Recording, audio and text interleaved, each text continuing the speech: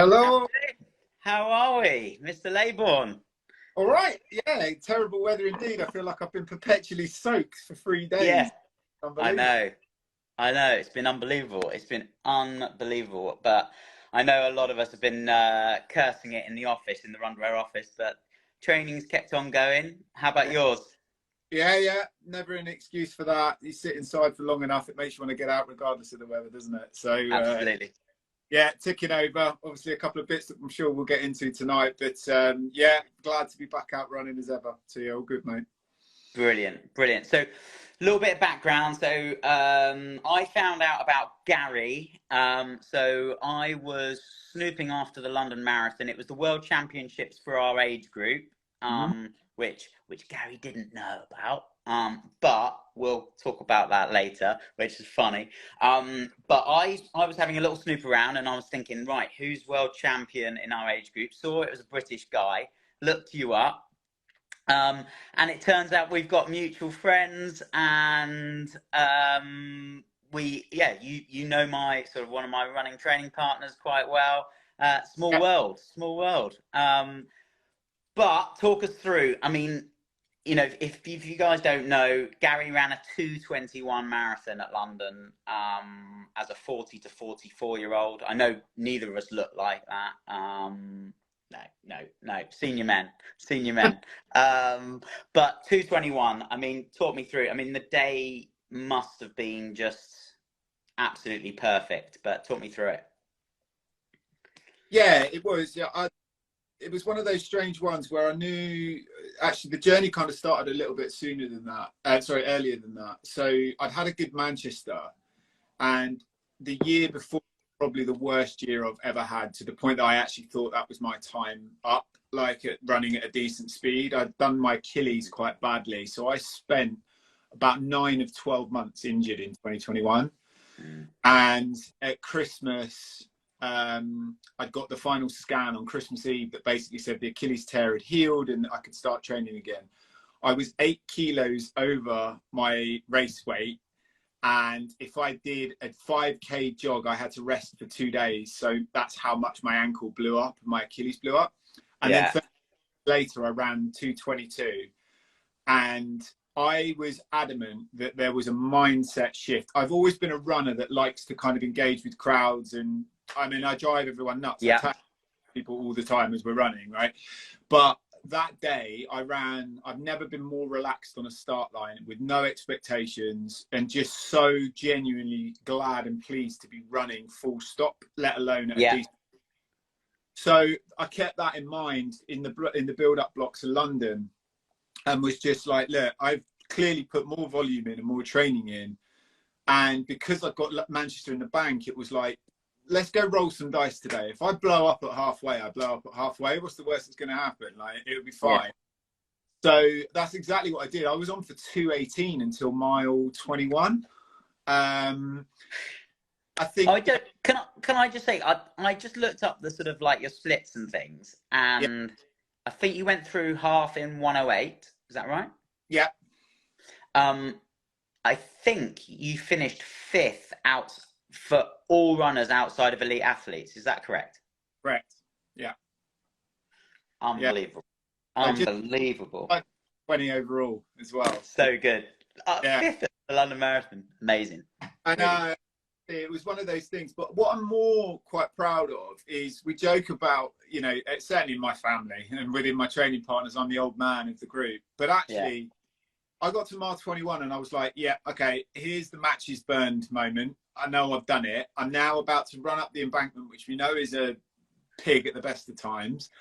There was a headwind, and on that day, as you Jamie, the skies had opened and it was bloody warm. I think it was 18, 19 degrees by the time we finished. So that group, I let them go. And I just sat back and thought, right, if I start trying to cling on to 2:18 time, I'm done. Like, I'm going to run in two shape, right? Yeah. All but one of them I clawed back.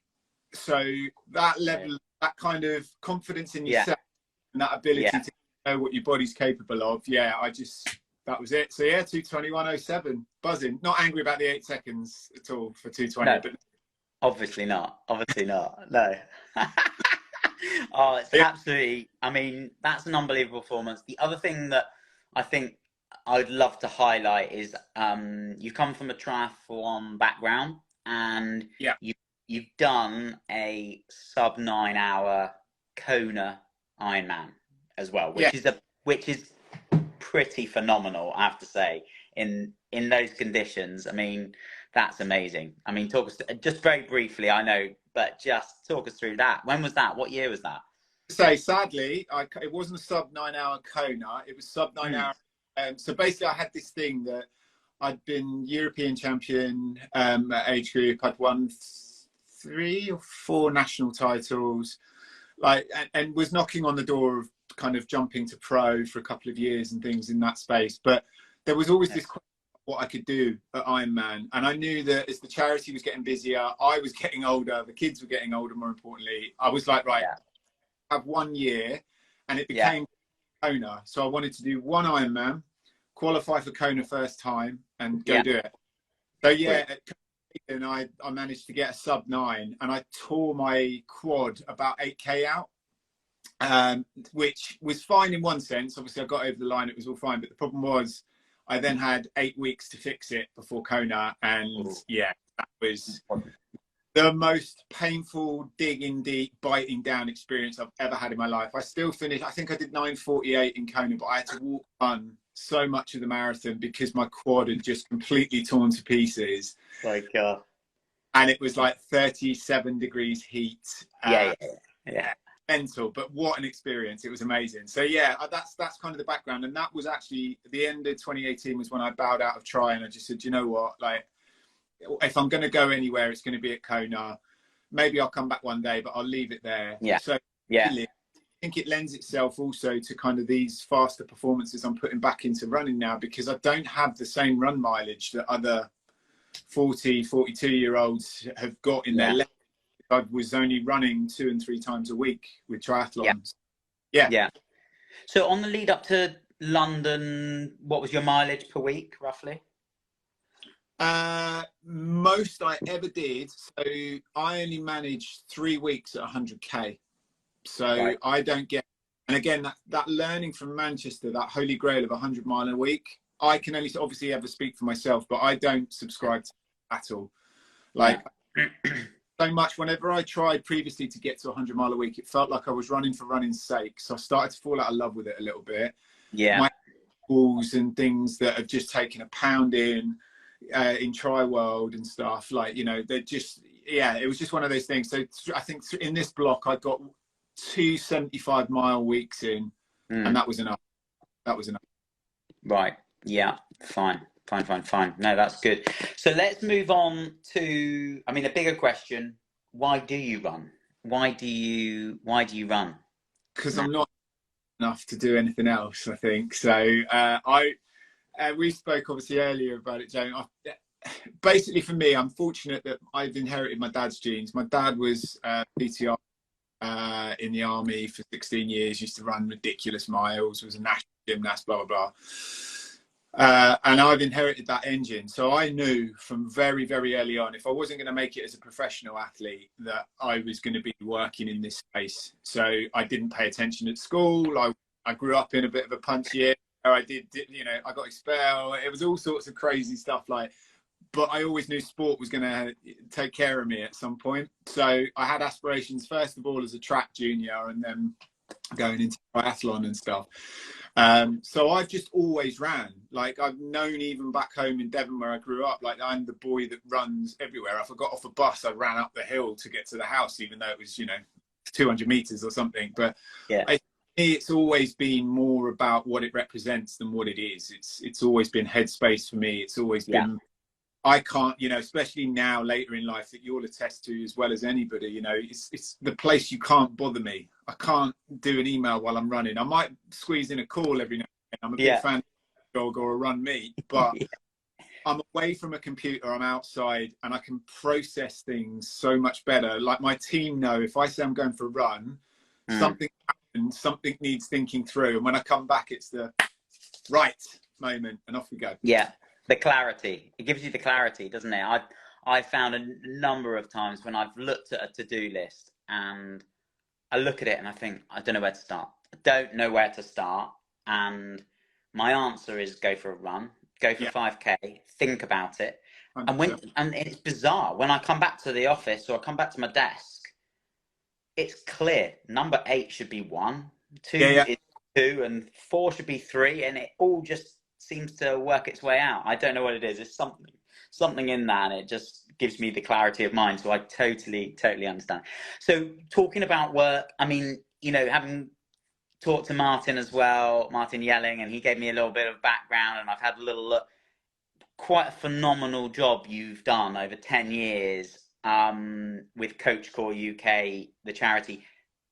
Give us a little bit of background, sort of how it started that 10 years ago, where it is now. I mean, just let me show off a little bit for you, but over 600,000 sessions provided to over 8 million people over the 10 years. I mean, phenomenal. Take it over. I mean, brilliant. Yeah, thanks. I think I'm super proud of what we've achieved, not just for those headline numbers. Those headline numbers are the things that gets us the attention.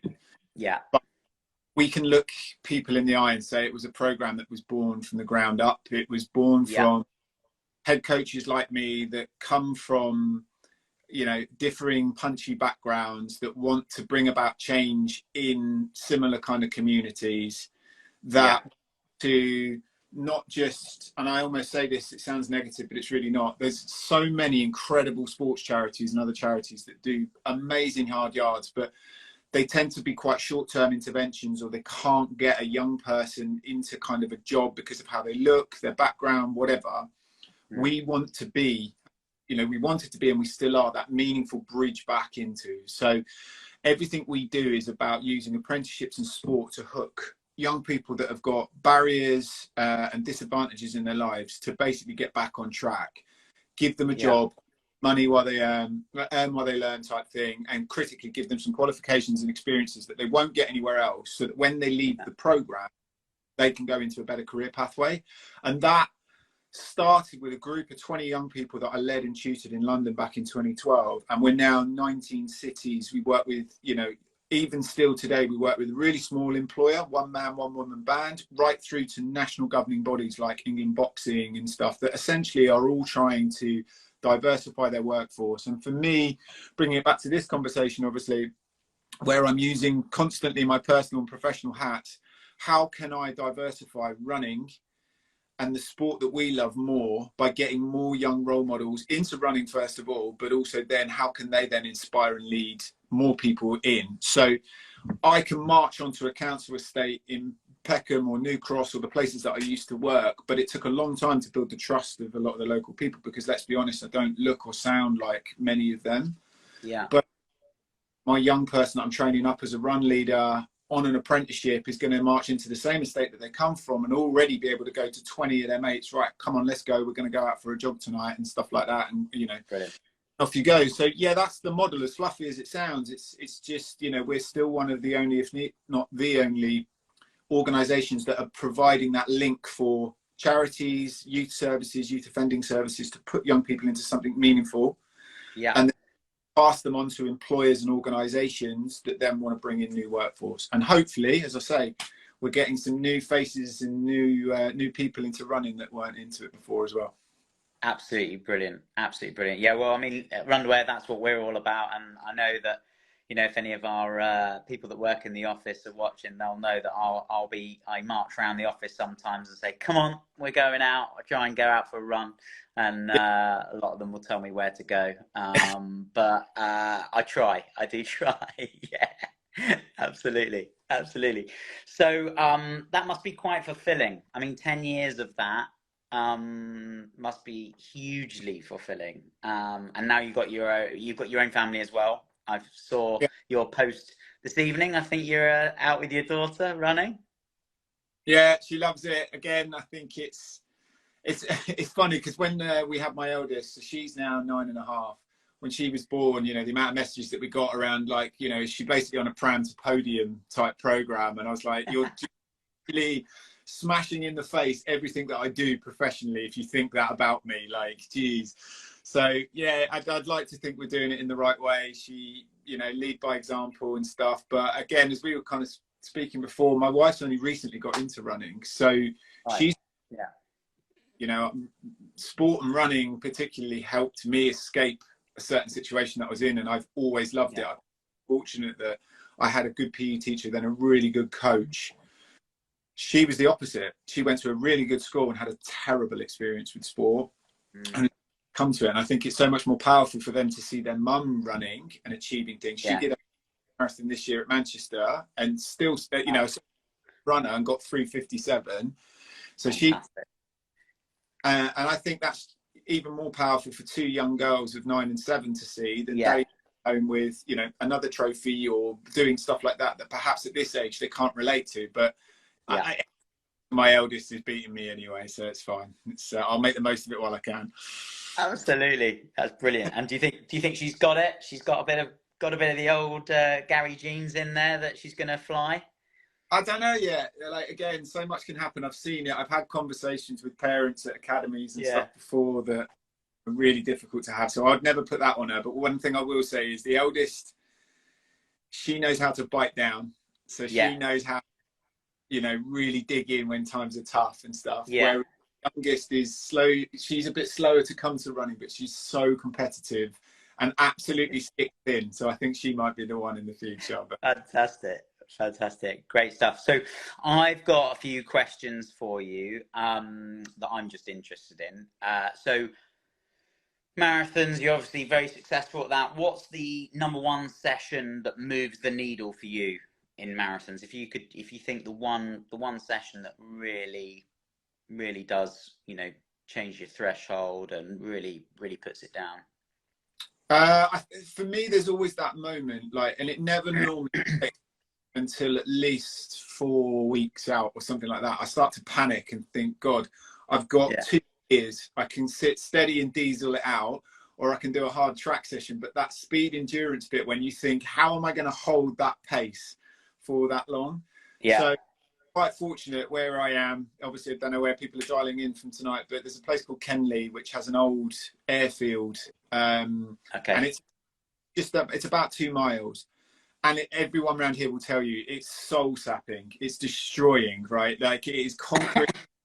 It is windy. No matter what day you go up there, there's a reason a freaking glider club uses it, right? So it is soul destroying. But if you can bang out just sort of sub-tempo mileage on there, and that can be just, you know, 5 miles on, 5 miles off, or whatever. But if you incorporate that and then that clicks, and got this, it's just that ability. And I encourage anybody to, you know, if you haven't got one extremely local to you, to go find something where you're going to get just uninterrupted laps, not stopping for traffic lights, roads, just to be able to sit on that mileage. So that for me is that session. I tend to do it'll be one of the 20 milers that I do sort of 6 weeks out or so, and that's when I'll start to test where am I at with this, with a 5 mile on, 5 mile off. Now that's obviously a really extreme session, but that is the one that lets me know where I'm at shape wise, for sure. And that 5 mile on, 5 mile off, and that's how many times through? So how many miles total? So that'll be a 20 miler. So we'll do it twice. 20 mile. Do it twice. Good stuff. Good stuff. Race day nutrition, morning, breakfast. What's your go-tos? What's your plans? So again, one of those things that not only is definitely horses for courses that everybody knows, but I would say from my own personal experiences evolves over time. So I'm an absolute snob, but I now, for 2 reasons, abstain from coffee in the week run up. So the science is there to show that actually by abstaining from coffee, you actually get that caffeine hit those latter gels. So if you take a Morton towards the back end, if you've got the ability to be able to take non-caffeine gels, miles and then hit one, it's like Popeye spinach towards the end if you've abstained. And the other reason is now it moves through me slightly quicker than it used to. So yeah, that's another reason for me not to take coffee in the morning. But yeah, on a race morning, I'll keep it normally quite simple, actually. It's normally just really sort of easy, simple carbs. So the go-to do to be kind of those like brioches, chocolate chip type brioche type things. I'll have one of those and a sports drink. And then on the route to the marathon, I'll just an SAS type bar. And then on the start and maybe grab a gel then. But I mean, my thinking is always I prefer to feel light and actually Yeah. a bit hungry on the morning. Yeah. Because ideally you've done your carb loading in the days running up to that. So I feel if you hone down too much for breakfast in the morning, I certainly don't run very well, and I don't even warm up with the belly feeling like it's full. So yeah, nothing major like that, you know, or a white croissant with some Nutella in it or something like that. But super simple and super light on the morning. Very good, very good. We talked very briefly this when we talked this morning on periodization and how you plan a year out, and I think that's really I wanted to save it and obviously share it with our viewers and people that were tuning in. So talk us through a year. I mean, this year you did a pretty classic October and April marathon. So, you know, talk us through from a January to December on that one and what that looks like for you and where your off periods are and where you're really pushing. Yeah, so particularly in triathlon days, like I had to get that right. You know, you break it up how you like, but it's 3 sports you're training for, so you nail that. I'm a believer in that you can't be race fit all year round. So 12 months of racing is not going to make you, you know, your body's not going to respond too well to that. But also, particularly if you're married, it's not going to respond very well to that. So yeah, definitely not to do that. So I tend to start every year with just a very simple Excel type calendar. And genuinely, what I do first of all is what are the key events in the year for the family or for work. So you know, ensuring that we get that work-life balance right. You know, what are the things that where I know that for me to go out and try to run, you know, and do some hard structured sessions when, you know, I've got a conference all week or something that I'm going to, whatever. So it's just blacking out those kinds of things. Then looking at what are the two A races that I want to do in every year. Where do they, and how can I do a 12 to 16 week block working backwards from those dates? So, you know, and again, for then I've got the full buy-in from, you know, I've got an incredible wife. She's, you know, she knew what she was getting into basically with me on the start, but she is so understanding. If I say, look, that's what I want to gun for, particularly in triathlon days, it would normally be abroad or something. And then that's it. Yeah. So building in at least a 12 to 16 week block and heading back. I'm a big believer. I know it's not, for everybody, but I'm a big believer in 4-week cycles within those blocks. So typically mine will look like a kind of just a steady week 1, longer mileage, but with a bit more speed endurance type stuff in week 2, real long hard sessions in week 3, because then, you know, in week 4 that's your adaptation week and bringing it back down. So I won't ever change. I train every day. You know, I might have one rest day in the whole of that 12-week block. But what I will do is lots of easy sessions within that, lots of kind of yoga sessions like that. So I'm always doing something, but there's that cycle of particularly that week 3 when you know it's graft, heavy mileage, tough sessions and stuff that you're then going to be able to scale that back the following week. So yeah, that's it. And then either side of those 2 lots of 12 to 16 week blocks, okay, the gaps, that gives me an opportunity to go and do either a bit more racing or go do something fun. So, you know, previously that would have been, what's my 800 time now? You know, I knew what it was when I was a teenager, but what is it now? Should I go and do a trail race where actually I'm just running with a bunch of friends and we go and do something different and stuff? So yeah, that's the key thing then, that you're not always then on this, right, today has to be this session and I think certainly for me, you know, I'm all in on that 12, 16 week block, but beyond that and before the next one, I just want to enjoy running, basically. Yes. Yeah. No, completely see that. We had a little question earlier, which was how many miles would you do for you running when you were doing triathlon? So I guess that changes from Ironman to Olympic, but talk us through both maybe. Not much. So Tuesday night has always been track night. So, you know, on average, you're sticking 5 miles out. And if you want to include the warm up and warm downs in and around that, no more than 7. Typically, I'd then go and do a steady 10K on a Thursday. And then on the Saturday, exactly to your point, at the weekend, depending on what the racing was. So if it was Olympic type stuff, I'd be doing probably another track session or like a K on K off, which is no more than, again, 10K. Yeah. Or it was Ironman days, you know, then I'd be probably putting in a decent 10, 12 miler, something like that. So all right. Definitely no more than 25 miles, 30 miles a week. Wow. Okay. Yeah. That kind of surprises me. In that I thought that might be quite low, considering if you think about how many, how quick you were on that. But I guess bike, you must have been doing many hours on the bike then as a result. And that Saturday 10 to 12 miler was a part of a brick. Yeah, it could be. I mean, my staple used to be, I'm so fortunate. We've got a stunning lake that's not far from us. Staple was that I would ride down about 45 minutes, do an hour swim, 45 minute trail run off the back of that, or one of the longer runs, and then ride back home. But you're right, yeah, absolutely. The cycle mileage, because it's funny, I swam at a county level when I was a junior as well. So I was fortunate that once that stroke is ingrained, albeit you know, God, I've got no shoulders now. I've started running properly. My wife hates my but yeah, at least that stroke is kind of ingrained.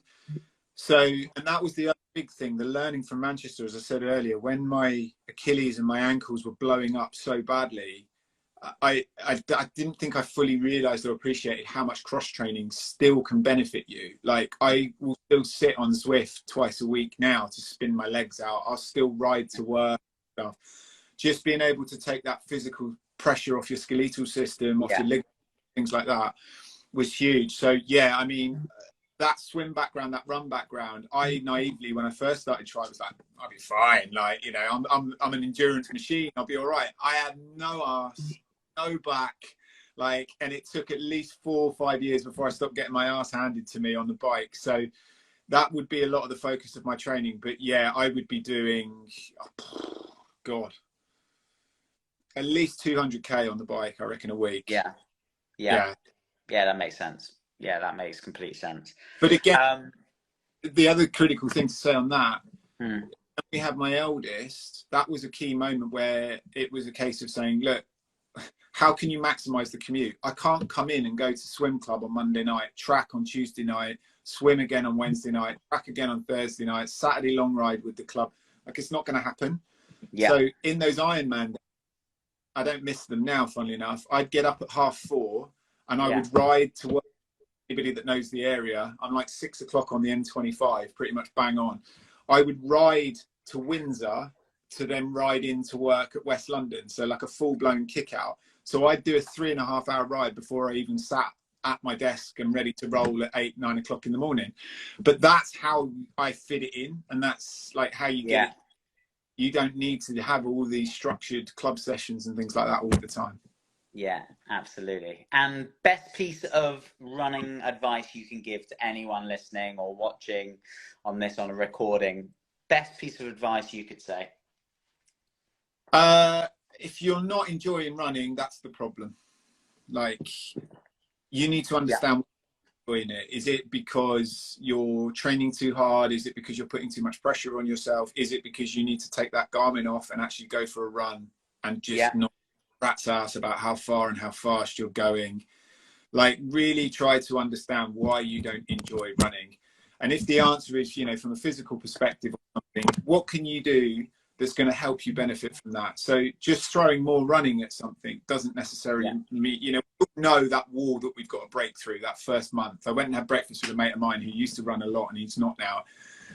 And he's kept going a kind of week and then falling off, and then 2 weeks and falling off. And we all know what that feels like. So, you know, like I said to him this morning, mate, just go and have a swim, go and ride your bike, just get that fitness feeling back first, and then you can start to add a bit more frequency to your runs. So that's all I would ever say. And that's what certainly the last year or two has taught me, to challenge myself. If I'm thinking I'm not grateful to be running or not enjoying it anymore, why? Like, that's the big ask yourself. And if nothing else, on race day, you need to be standing on that start line knowing you've done everything you can. So que sera, sera, in terms of time and performance in any given Sunday. But you can be happy to be there in the first place, man. Like, high volunteers, smile, stop if you're not bothered too much about time and it's about completion. Stop and have a cuddle with your family. You know, enjoy running, man. You're so be able to do it.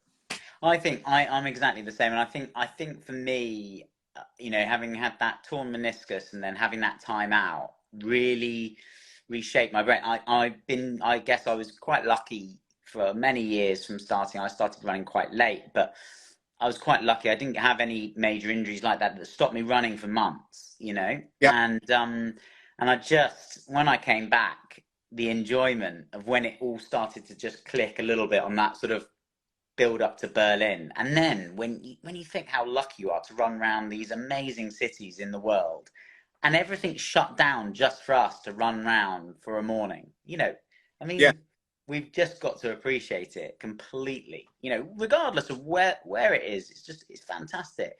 It's absolutely amazing. Yeah, and look, you know, I don't care if you're at the back completing London Marathon or Berlin Marathon in 7 hours. You've just been in the same race as Kipchoge. Absolutely.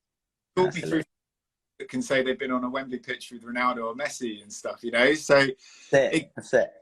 At the pointy end, it really does give us that ability to sort of, you know, as you say, refocus the mind and accept how lucky you are. But just purest sense, you know, when I can't say that it's ever been so serious that I've ever thought, oh my God, I'm never going to run again. But I've had 2 injuries now that really made me think I might not run at the speed that I might be able to ever again. Yeah. But also they kept me out for such a long period of time that you go through the disappointment of crap, I'm not going to make the race that I wanted. Crap, I'm not going to ever run as fast as I can. And then you go, oh my God, I just miss running. I miss running with my dog. I just miss pair of trainers on and stuff like that. My wife will tell you if I'm injured, like stretch, she's like, here we go, like this is just gonna. So I think just the ability to accept that it's you know, you should really enjoy it, and if you don't, you need to ask why. Absolutely. Here to that. So I'm going to open it up to some questions for the people that are watching live. We've had one in. We've seen how good a dancer you are today on Instagram. Are you also a dance coach? Am I a dance coach? No, sadly not. It's not in the repertoire just yet. I feel it's a calling though, and if there ever was a charity strictly, it's a done deal, to be honest. So yeah, that's probably why they're now I'll clean up. Is that a frequent occurrence in the Laybourne house? Yeah, I love to bust a move. I can't lie. I am going to be that embarrassing dad for my girls when I get older and stuff. I think I'm probably away than I am, but certainly, again, that blend of life. I've always loved my music. Still try to keep young at heart by going to raves and bits as much as we can. So yeah, it's I don't need much of an excuse to bust a move, put it that way. Very good. And are you gonna over the Vitality half finish line? So sorry, I missed you. I did the Running Man over the Vitality half finish line, and BBC London picked it up, I think. So yeah, brilliant. Very good. So next year, we talked about maybe Chicago. I mean, well, you've got to go and defend your world title, so you're in. Hey, c'est la vie. That's what you got to do, right? Man's got to do what he's got to do. So very good. I've still got to go and do Valencia and try and qualify for it. But earlier on in the year, when I'm not chasing Gary Laybourne around the world, what are you doing? What are you doing early in the year? Are you doing London again? I don't know is the honest answer. Yeah, I think I may. It's funny, you chat to many of my training partners, I was saying, I don't know how many marathons I've got. Like, yeah, I find the training so hard to fit in, and especially as the body's getting a bit older now, trying to keep those speeds going and stuff. So I don't know how many I've got. Like, with all due respect, like Milton Keynes marathon's not for me. Like, you know, I'm not going to be checking out a ton of different marathons and stuff like that. Yeah. So London, I still feel I can go a bit quicker because of how things were on that day. Yeah. As I said, in those last 5 miles, just taking stock. And again, I don't regret that at all. Like, and I don't think I could have got any quicker on that day. but I think there's probably a sub 220 in me, whether it's at London or whether it is on a flatter, faster course like a Chicago, I don't know. But if Yeah. London, hole that I feel, to my point earlier about those 2 blocks, it will be something in there. I mean, I just want to get stuck in. I'm that weird guy that really loves cross country. Like, Yeah. Yeah. It's always been the training staple that we've done, and I'm fortunate to be captain my team at South London Harriers and stuff, and we're in Surrey League One, and it's a punchy league. You've got ex-Olympians and stuff in there, so that normally takes us through to kind of nationals and inter-counties, which is up to March anyway. So I'll see where I am at December, see what the work and the life balance is like next year, probably in and around that springtime, and then man, we'll book our flights side by side for Chicago, mate. We'll be good. Let's hope so. That'd be great. That would be awesome. So one question we've had in, shoe rotation. So what's your theory on this? What do you do? Race shoe as well. What's your preference was another question. So where do you use that in your training? What's your strategy on that? Yeah, big fan of rotating brands and stuff as well. I'd like to think, I mean, again, my feet tend to be in fairly decent shape. I get spiky ball under them. I try to do some strength work. I stretch on like I've got one of those orthopedic type, not orthopedic, sorry, what do you call them? The chairs, the like kneeling chair sort of thing that you see can stretch ankles out. Yeah. So all of that kind of stuff. But yeah, definitely rotate. I deviate and move around, but I mean, I'll always end up coming back to Pegasus when it comes to kind of run shoes. In triathlon days, I was quite fortunate. I got a bit of support from Hoka, so use those for a little bit. So yeah, I definitely kind of rotate them. I'm a big believer in. I saw Keely Hodgkinson talking about she never ever wears race shoes or race flats until it's the race itself, and I completely agree with that. I like to think I'm running in diving boots until I then put the race shoes on, and that means go time. So those tempo sessions or interval sessions, I'll try and just wear flats rather than Vaporflies or things like that. So on race day, when it put race shoes on, we're good to go. The race shoe piece, I must admit, I was a late comer to the carbon piece. I was trying desperately to not go down that avenue and stuff. My first actual ones were the Carbon X's when I got a pair from Hoka. Yeah. And they were great. I really enjoyed running in. They were really nice. Begrudgingly, I suppose, but I have to admit, since I've switched on the Vaporflies early this year, they are quick shoes, man. They are really quick shoes. So yeah, there's a reason I'm probably still running some quicker times now. It's, finding some of that tech in the shoe. And, I'm coming circle to it. I come from a world, obviously, where I'm a weight weenie when it comes to bikes and stuff. It needs to be done in the right way, but clearly the foot game is just evolving, and that, case of just ensuring that you keep up with the times, as long as it's something scientific and is fair for all and accessible for all, then that's fine by me. So yeah, I'm in those, but actually, I've never run in a pair of Alpha Flies. Quite see what that might do to my marathon time, don't know. Yeah, very good. And we've got the most important question from Quinny, from Mr. Kevin Quinn himself, who we may get on the show at some stage on a little live. What skin moisturizer do you use for those killer cheekbones? He said, from the man that's always looked 16. I mean, what does he do?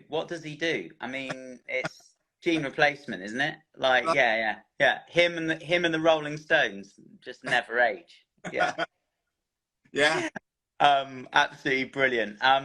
So I don't think we've got any more questions that have come through. I've really enjoyed the chat tonight, Gary. Absolutely brilliant. And I think it was a destiny meeting. I'm so glad I looked up who won the world championships, and I'm looking forward to going for a run with you at some point. It'll be great. Any excuse to head down to Dorset, mate. I'm a boy from the coast myself, so yeah, not a problem. Anytime. Brilliant, great stuff. Yeah, and we'll probably drag Mr. Yelling along as well. That'd be great. I see dipping away in there with some challenges as well. So, yeah. Fantastic.